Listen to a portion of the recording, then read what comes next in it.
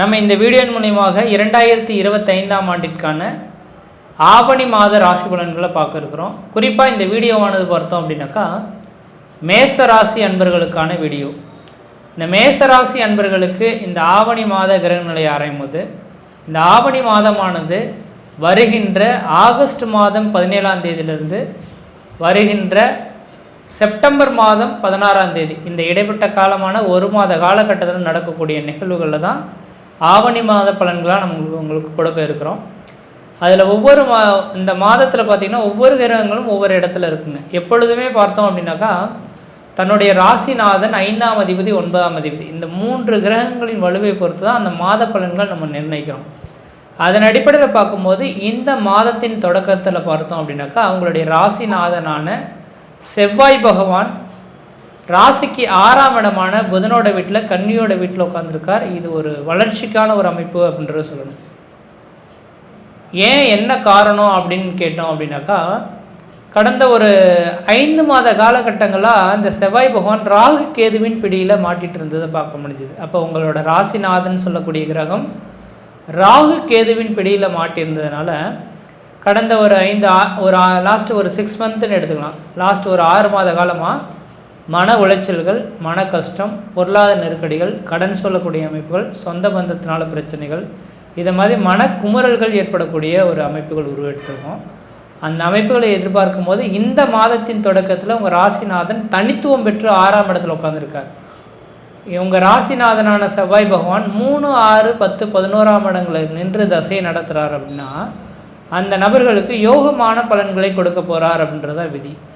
அப்போ இந்த மாத காலகட்டத்தில் மேசராசி என்பவர்களுக்கு ஒரு யோகமான ஒரு நேர காலகட்டங்கள் தொடர ஆரம்பிக்குது அப்படின்றத தெளிவுபடுத்த விரும்புகிறேன். இந்த மேசராசி என்பவர்கள் எப்பொழுதுமே பார்த்திங்கன்னா நீதி நேர்மைக்கு முக்கியத்துவம் கொடுத்து நடக்கக்கூடிய நபர்களாக தான் இருப்பீங்க. யாருக்கிட்டையும் விதண்டாவாதமான கருத்துக்களுக்கு சண்டைகளுக்கும் போக மாட்டீங்க, சண்டைகள் வந்தாலும் விட மாட்டீங்க. ஆனால் கடந்த 6 மாத காலம் போராட்ட ஒரு அமைப்புகளை ஏற்படுத்தியிருக்கும். பிரச்சனைகள், வம்பு வழக்குகள், சொந்த பந்தத்தினால பிரச்சனைகள், தொழில் செய்யக்கூடிய இடத்துல பிரச்சனைகள் அப்படின்ற மாதிரி பல்வேறுபட்ட கஷ்டங்களை சந்தித்த உங்களுக்கு இந்த மாதத்தின் தொடக்கத்தில் ஒரு வளர்ச்சிக்கான ஒரு காலகட்டங்கள் தொடர ஆரம்பிக்குது. அதில் முக்கியமாக பார்த்தோன்னா தொழில். ஒரு மனிதனோட வாழ்க்கையில் நிரந்தரமான ஒரு அமைப்பு அப்படின்னாக்கா தொழில் தான். அந்த மனிதனுக்கு நிரந்தரமானது தொழில் அமைஞ்சிருச்சுன்னா அவன் எல்லாத்தையுமே சாதிச்சிருவான். குடும்ப ரீதியாகவும் சரிங்க, சமுதாய ரீதியாகவும் சரி, பொருளாதார ரீதியாகவும் சரிங்க, அவன் வெற்றி பெற்ற ஒரு மனிதனாக இந்த நாட்டில் திகழ முடியும். அப்போ ஒரு மனிதனோட வாழ்க்கையில் அவனே இந்த உலகத்துக்கு தனித்துவ அடையாளம் காணக்கூடிய அமைப்புகள் கொடுக்குது அப்படின்னாக்கா அந்த மனிதனின் தொழில் ஸ்தானாதிபதி தான். அப்போ இந்த மாத காலகட்டத்தில் உங்களோட தொழில் ஸ்தானாதிபதினு சொல்லக்கூடிய கிரகமான சனி பகவான் 9, 10ஆம் அதிபதினு சொல்லக்கூடிய கிரகமான 9ஆம் அதிபதி குரு பகவானும் 10ஆம் அதிபதி சனி பகவானும் வராருங்க. அந்த 10ஆம் இடத்துக்கு சொந்தமான அந்த சனி பகவான் இந்த நேர காலகட்டத்தில் கோச்சார ரீதியாக மீன ராசியில் வக்ரம் பெற்று உட்காந்துருக்கார். ஒரு கிரகம் வக்ரம் பெறுது அப்படின்னாக்கா அது பின்னோக்கி நகர்றதா அர்த்தம். அப்போ பின்னோக்கி நகர்னா மீனத்திலிருந்து பின்னோக்கி நகர்ந்தால் கும்பத்தை நோக்கி வரதா அர்த்தம். அப்போ கும்பம் அப்படின்றது பார்த்திங்கன்னா உங்களோட ராசிக்கு 11ஆம் இடமான லாபஸ்தானத்தை குறிக்கக்கூடிய இடமா இருக்குங்க. அப்போ இந்த நேர காலகட்டத்தில் இந்த சனி பகவான் எவ்வளோ நாளைக்கு இருக்குன்னா வருகின்ற ஜனவரி மாதம் வரலும் இந்த வக்ரகதியில் தான் இருக்க போகிறார். அப்போ மேசராசி என்பவர்களுக்கு இந்த சனி பகவான் வக்ரகதி அடைந்ததனால் இந்த மாத காலகட்டம் மட்டும் கிடையாது, வருகின்ற ஜனவரி மாத காலகட்டம் வரலும் தொழில் வளர்ச்சி பெறுறது மட்டும் இல்லாமல் தொழில் மூலியமாக லாபங்கள் அதிகரிக்கக்கூடிய ஒரு காலகட்டமாக இந்த மாதம் உருவாக போகுதுன்னு விதிங்க. அப்போ நிரந்தரமான தொழில் அமைப்பு, அதன் மூலிமா லாபங்களும் மன நிம்மதியும் மன சந்தோஷம் பெறக்கூடியங்க. ஒரு சொந்த தொழில் செய்துட்ருக்கீங்கன்னா உங்களோட நிறுவனம் மென்மேலும் உயர்ந்து வரக்கூடிய ஒரு காலகட்டங்களாக உருவாகும். அந்த சொந்த தொழிலில் ஏகப்பட்ட பேலன்ஸ் எல்லாம் நின்றுட்டு இருந்திருக்கும், கொடுக்காமலே இருந்திருப்பாங்க. அப்போ இந்த நேர காலகட்டத்தில் அதெல்லாம் வசூலாகி இந்த சொந்த தொழிலில் விரிவுபடுத்தக்கூடிய ஒரு அமைப்புகள் ஏற்படுத்தலாம். லாபங்கள் அதிகரிக்கக்கூடிய ஒரு காலகட்டங்கள் உருவாகக்கூடிய அமைப்புகள் உருவாதுங்க.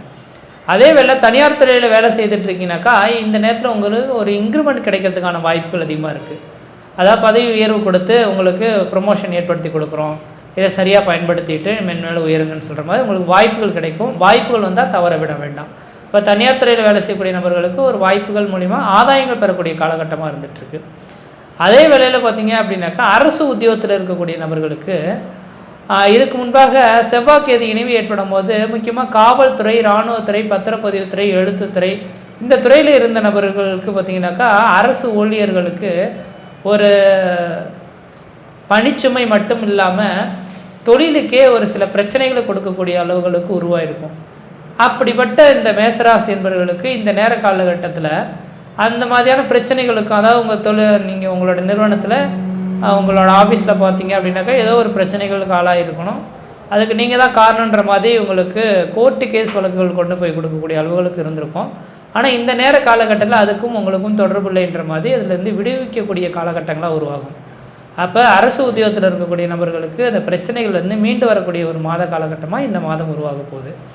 அதே போல் வெளியூர், வெளி மாநிலம், வெளிநாடு தொடர்பு பெறக்கூடிய நபர்கள், இப்போ 12ஆம் இடத்துல இந்த தொழில் ஸ்தானாதிபதி நின்றார்னா ஊரை விட்டு வெளியூர், வெளி மாநிலம், வெளிநாட்டில் வசிக்கக்கூடிய அமைப்புகள் மேஷராசி என்பவர்களுக்கு கிடைக்கும்.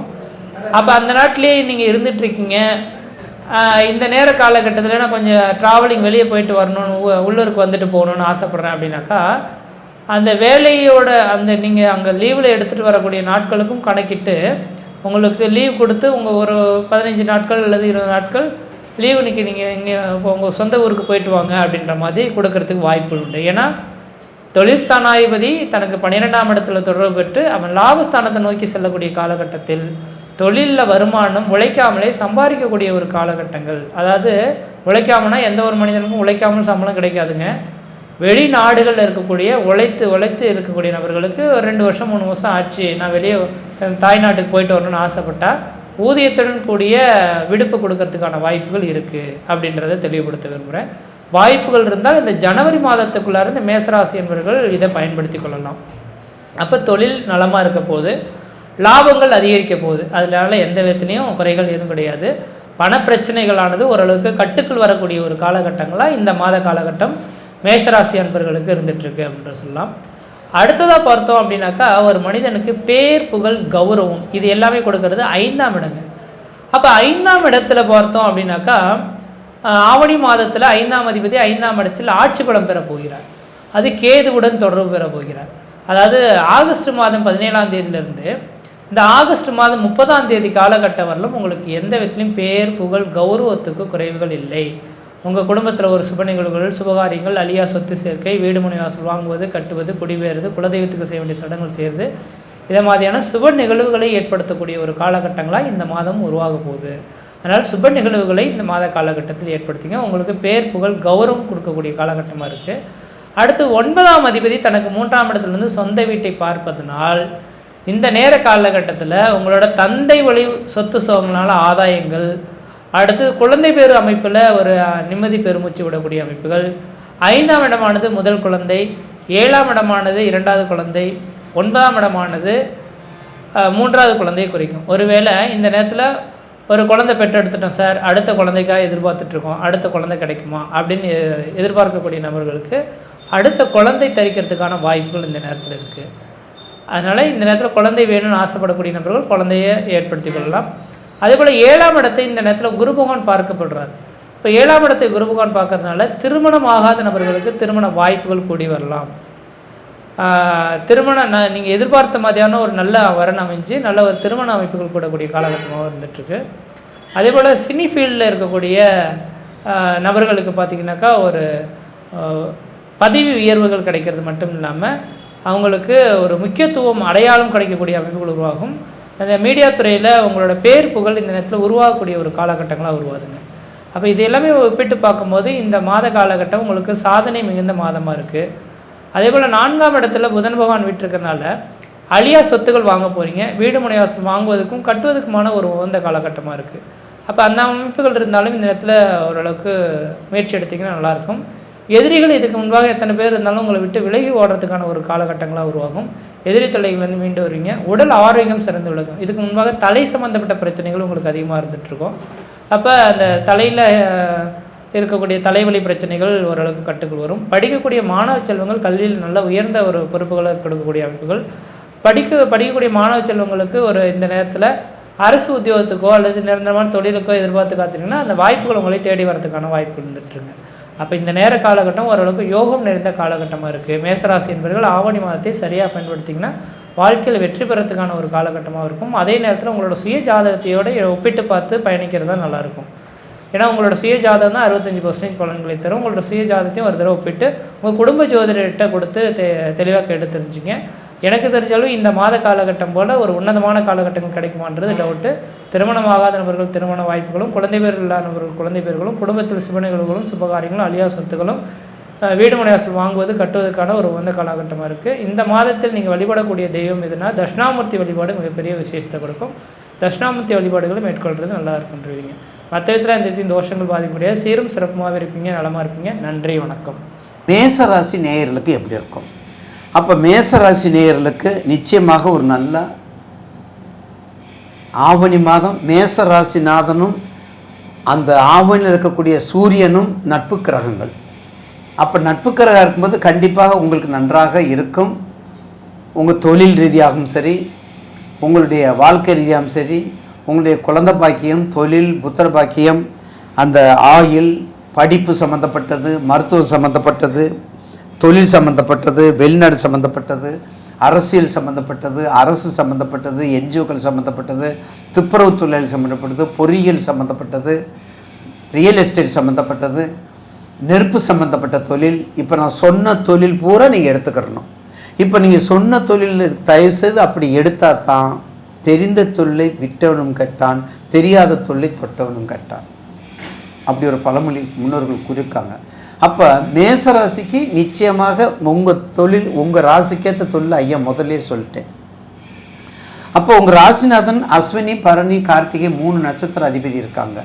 நிச்சயமாக அஸ்வதியும் பரணி, அஸ்வதி தான் உங்களுக்கு கொஞ்சம் பகையை தவிர, பரணி நட்சத்திரம் உங்களுக்கு வசிய நட்சத்திரம், கிருத்திகை நட்சத்திரம் உங்களுடைய நட்பு நட்சத்திரம். அப்போ மேசராசிக்கு இந்த ராசியில் பிறந்தவங்க, அஸ்வதியில் பிறந்தவங்க, அஸ்வதி அவங்களுக்கு அஸ்வதி பிறந்தவங்களுக்கு தசா புத்தி கேதுலேருந்து நடக்கும், பரணிக்கு சுக்கிரந்து நடக்கும், கிருத்திகைக்கு உத்தரம். நிச்சயமாக அந்த மாதிரி கிருத்திகை, உத்தரம், உத்தராட நட்சத்திரம் தான் வரும் உங்களுக்கு சூரிய திசை. அப்போ 3 நட்சத்திரம் பிறந்தவங்களுக்கு கண்டிப்பாக உங்கள் ராசிநாதன் இப்போ எங்கே இருக்கிறான்னு பாருங்கள். இப்போ ராசிநாதன் உங்கள் ராசிக்கு 6ல் இருக்கார். 6ல் செவ்வாய், கன்னி செவ்வாய் இருக்கார். ரொம்ப கவனமாக இருக்க வேண்டியது கன்னி செவ்வாய். அப்போ ராசிநாதன் 6ல் போய் மாட்டிக்கிட்டார், கையை கட்டி விட்டாங்க. அப்போ ரொம்ப எச்சரிக்கையாக இருக்கணும், மிக கவனமாக இருத்தல் அவசியம். உங்கள் 2க்குரிய சுக்கிரன் குரு சுக்கிரனோட சேர்ந்து இருக்கிறான், அது ஒரு வகையான நல்லது தான். 2க்குரிய குரு இப்போது 3ல் இருக்கார். உங்கள் ராசிலேருந்து 2க்குரிய குரு 3ல் இருக்கார். அப்போ 3க்குரிய இருக்கும்போது கண்டிப்பாக உங்களுக்கு ஓரளவுக்கு முயற்சி, வெற்றி. ஏன்னா முயற்சி ஸ்தானம் வெற்றி ஸ்தானம் என்றெல்லாம் சொல்லுவோம். அதனால் கண்டிப்பாக அது ஒரு நல்ல வாய்ப்பை கொடுக்கும், உங்களுக்கு பயப்பட வேண்டியதில்லை. உங்கள் ராசிக்கு 4ல் குரு புதன் இருக்கார். அவன் புதன் அதாவது 3க்கு 6க்குரியவன் 4ல் இருக்கிறதுனால தவறு கிடையாது. படிப்பு விஷயங்கள், குழந்தைகள் படிப்பு விஷயங்கள் நன்றாக இருக்கும். கண்டிப்பாக எங்கே டியூஷன் எங்கே படிப்பு வச்சாலும் ரொம்ப சேஃப்டியாக இருக்கிறதுக்கு பாருங்கள். பாதுகாப்பு. ஒரு குழந்தை பள்ளிக்கூடத்துலேருந்து வீட்டுக்கு வரந்தட்டிக்கும் நீங்கள் வயிற்றில் நெருப்பு கட்டிக்கிட்டு இருக்கக்கூடிய காலகட்டங்கள் அப்போ மிக கவனமாக இருப்பது மிக மிக அவசியம். அப்போ அதுக்கடுத்தது உங்களுக்கு ஜென்மச்சனி ஓரளவுக்கு இன்னும் வக்கரம் முடியல உங்களுக்கு மேசராசியில் 7.5 சனி. முதல் சுற்று கவனமாக இருக்க வேண்டும், 2வது சுற்று கொஞ்சம் எச்சரிக்கையாக இருக்க வேண்டும். அப்போ கண்டிப்பாக உங்கள் ராசிக்கு 12ல் சனி இருக்கிறதுனால, வக்ரமாக இருக்கிறதுனால, வக்ரம்னு நான் ஏற்கனவே பல முறை சொல்லியிருக்கிறேன். அதாவது ஒரு நிலையிலிருந்து மறுநிலைக்கு போகுது, ஒரு நிலையிலிருந்து மறுநிலைக்கு போகுது. அந்த மறுநிலைக்கு போகும்போது நல்லது செய்வங்க, கெட்டது செய்வாங்க, கெட்டது செய்வாங்க, கெட்டது செய்வாங்க. அப்போ உங்கள் தசா பற்றி உங்கள் ராசியில் செவ்வாய் எங்கே, உங்கள் என்ன லக்னம், என்ன ராசிங்கிறதா அனுகூலமாக பார்த்துக்கிட்டு, உங்களுக்கு நல்ல காலங்களில் சந்திராஷ்டமம் இல்லாத காலங்களை பார்த்து, கரிநாள் சந்திராஷ்டமம் இந்த மாதிரி இல்லாதனால பார்த்து உங்கள் தொழிலில் ஏதாவது அகலக்கால் வைக்காமல் சிக்கனப்படுத்துங்க. முதல் சுற்றுக்காரவங்க மூச்சு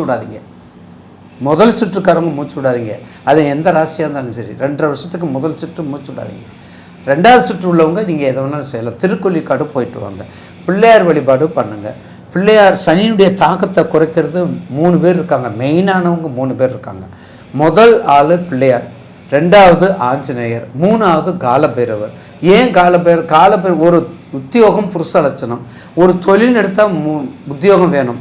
அந்த உத்தியோகத்துக்கு தலைவிதி, ப்ரொஃபஷனுக்கு தலைவிதி காலபைரவர். அவரை கும்பிட்டிங்கன்னா நிச்சயமாக உங்கள் தொழிலில் மந்த நிலை மாறி முன்னேற்றத்தை அடையும். மேச ராசியில் பிறந்தவங்களுக்கு இந்த ஆவணி மாதம் என்னென்ன மாற்றங்களை கொடுக்க போகிறாரு அப்படின்றத பற்றி தான் நம்ம கொஞ்சம் ஆதாரப்பூர்வமாக இந்த காணொலியில் இப்போ பார்த்துட்டு இருக்கிறீங்க.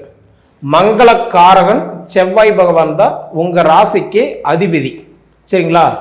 அப்போ உங்கள் ராசிக்கு அதிபதி அப்படின்னு எடுத்துக்கிட்டீங்க அப்படின்னா இன்னைக்கு உங்களுக்கு 6வது பாவகத்தில் இருக்கிறார். கன்னி ராசியில் இப்போ இருக்கிறார். இந்த ஆவணி மாதம் 1ஆம் தேதியிலிருந்து ஆவணி மாதம் 28ஆம் தேதி வரைக்குமே இன்னைக்கு செவ்வாய் பகவான் 6வது பாவகத்தில் உட்காந்து பார்க்கறதுனால நிச்சயமா உங்களுக்கு அதாவது எப்படி சொல்லணும்னா தொழில் இந்த மாதம் உங்களுக்கு ஓரளவுக்கு நல்லாவே இருக்கும். ஏன்னா பொதுவாக பார்த்தீங்கன்னா தொழில் எடுத்துக்கிட்டீங்கன்னா 2 விஷயம்தான். அடிமை தொழிலுக்கு 6ஆம் இடம், சுய தொழிலுக்கு 10ஆம் இடம்.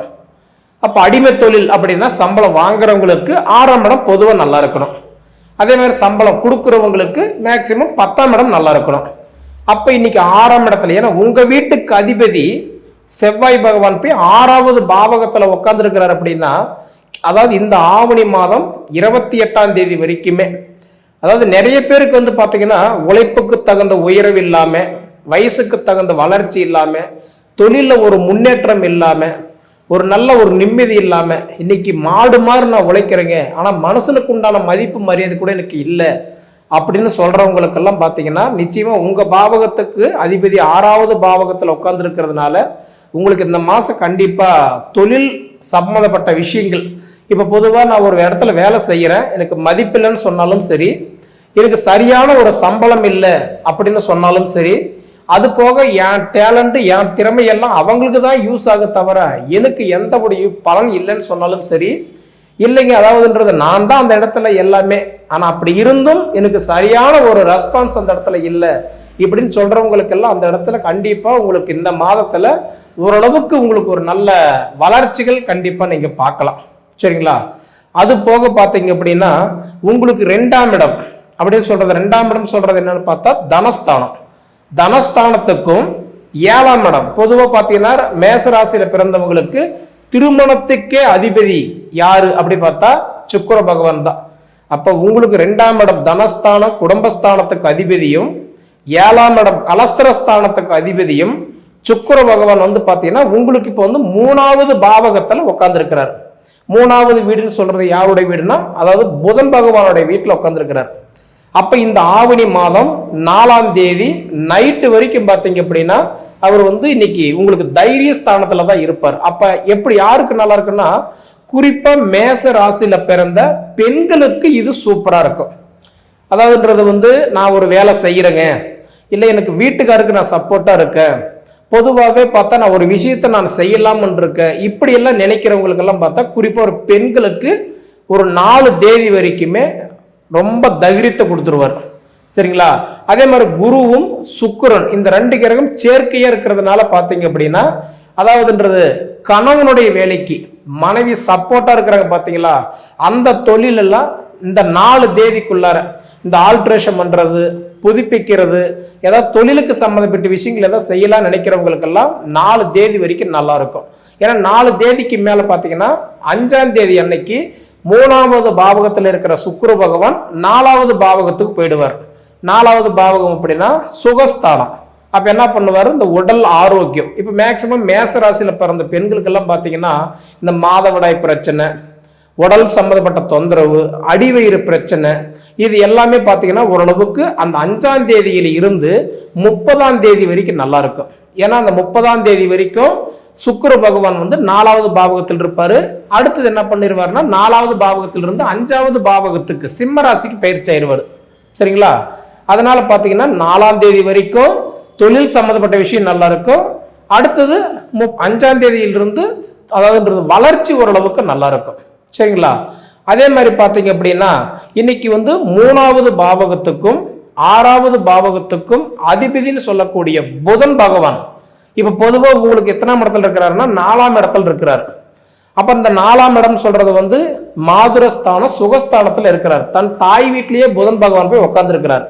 அப்ப 14ஆம் தேதி வரைக்கும் பார்த்தா இந்த 4ஆம் இடம்ன்றது சுகஸ்தானம் மட்டுமே கிடையாது, வீடு, சொத்து, மண்மனை, இந்த மாதிரி இடத்துக்கு சம்மந்தப்பட்ட இடம் தான் 4ஆம் இடம். இப்ப இந்த சொத்து, மண்மனை, பூமி இந்த மாதிரி சம்மந்தப்பட்ட விஷயங்கள் செய்யலாமா, புதுப்பிக்கலாமா, ஆல்ட்ரேஷன் பண்ணலாமா, ஏதாவது மாற்றி அமைக்கலாமா, இல்லை ஏதாவது கிரையம் பண்ணலாமா, இல்லை பூர்வ சொத்துக்கெல்லாம் வந்து சேருமா, இந்த மாதிரி சம்மந்தப்பட்ட கேள்விகள் எல்லாம் பார்த்தீங்க அப்படின்னா உங்களுக்கு 14 தேதி வரைக்கும் பார்த்தீங்க அப்படின்னா புதன் பகவான் தன் தாய் வீட்டில் இருக்கிறதுனால கண்டிப்பாக அந்த இடம் சார்ந்த விஷயங்கள் எல்லாமே ஓரளவுக்கு உங்களுக்கு நல்லா இருக்கும். அப்போ 14ஆம் தேதியிலிருந்து 30ஆம் தேதி வரைக்கும் பார்த்தீங்க அப்படின்னா அந்த புதன் பகவான் சிம்ம ராசிக்கு போயிடுவார். அப்ப சிம்ம ராசிக்கு போகும்போது என்ன பண்ணுவாரு, சிம்ம ராசிக்கு அதிபதி சூரிய பகவானும் புதன் பகவானும் 2 பேரும் இணையும் போது புதன் ஆதித்ய யோகம் ஏற்படுது. அப்ப அந்த யோகம் ஏற்படுறதுனால பாத்தீங்கன்னா மேச ராசிக்காரர்களுக்கு இந்த வெளிநாடு போலான்னு எதிர்பார்க்கிறவங்களுக்கு, 2வது இன்னைக்கு வெளி மாநிலம் போகணும்னு எதிர்பார்க்கிறவங்களுக்கு, இந்த மாதிரி அயல்நாட்டு பயணம், சுய தொழிலுக்கு ஆரம்பிக்கிறதுக்கு உண்டான நேரம். ஏன்னா 4 விஷயங்கள் வந்து அந்த புதன் ஆதித்ய யோகத்துல செய்யலாம்.